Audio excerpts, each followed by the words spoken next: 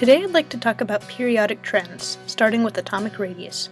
For metallic and covalently bonded atoms, the radius is determined by the distance between two nuclei. In the main groups on the periodic table, everyone but that block of metals in the middle that never quite follow the same rules as the others, atomic radius increases towards the bottom left corner. When in doubt, like with phosphorus and selenium, the bigger atom will usually be the one lower on the table because it has more end shells, no matter how far left it is. Next up, ionization energy, or the energy it takes to remove an electron from an atom.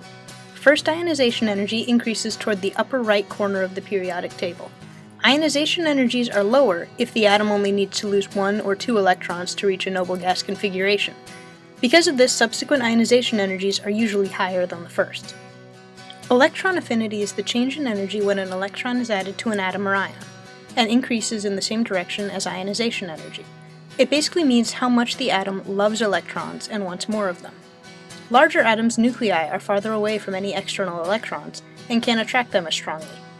The smaller an atom is, the more it needs just one extra electron, the better it is at grabbing them. An atom's metallic behavior increases toward the bottom left. Metals are more likely to lose electrons and form cations, while nonmetals are more likely to add electrons and form anions. Main group metals will form ionic oxides and be basic in an aqueous solution, while main group nonmetals form covalent oxides, which are acidic in solution. Some metals and metalloids can form amphoteric oxides and act as acids or bases. Oxides become more acidic toward the top right and more basic toward the bottom left. When atoms form monoatomic ions, they usually have the same charge if they're in the same column or group. Their charge corresponds to their group number. Group 1A becomes +1, 2A +2, etc. By the end, it switches around so 7A is -1, 6A is -2, and so on. Cations are smaller than their parent atoms, while anions are larger than them. An isoelectronic series is a group of ions with the same electron configuration. For instance, sulfur 2-, chlorine 1-, and potassium 1+. As nuclear charge increases or becomes more positive, ion size decreases. Speaking of ions, ionic bonding involves the complete transfer of electrons. Covalent bonds share pairs of electrons, and metallic bonds involve a sea of electrons around many nuclei. How can you predict what certain atoms will do? In general, metals bond with other metals metallically, to no one's surprise. Metals and nonmetals tend to form ionic bonds, and nonmetals have covalent parties when they get together. And now everyone's favorite thing, enthalpy, or the heat of a reaction.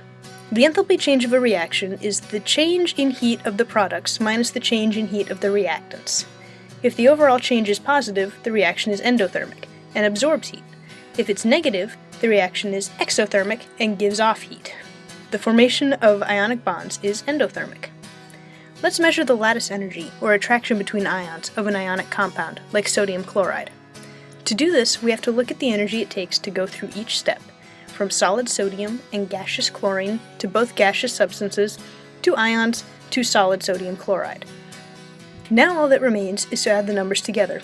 Be careful around this third step. We only need 1 chlorine atom instead of the 2 in the reaction, so divide the value by 2.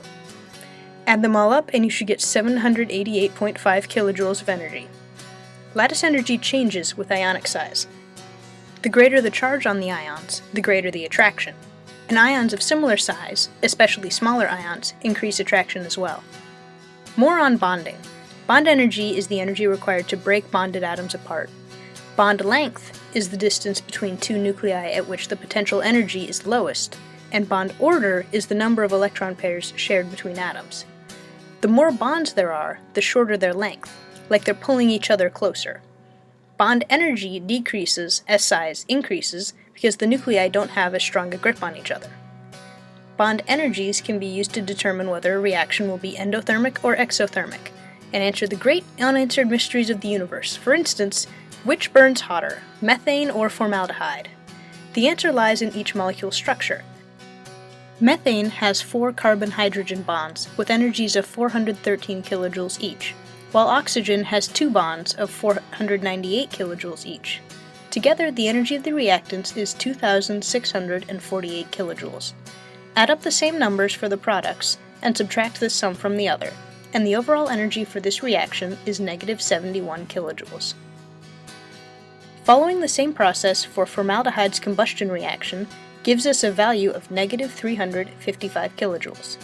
Since negative 71 is more than negative 355, methane burns hotter than formaldehyde.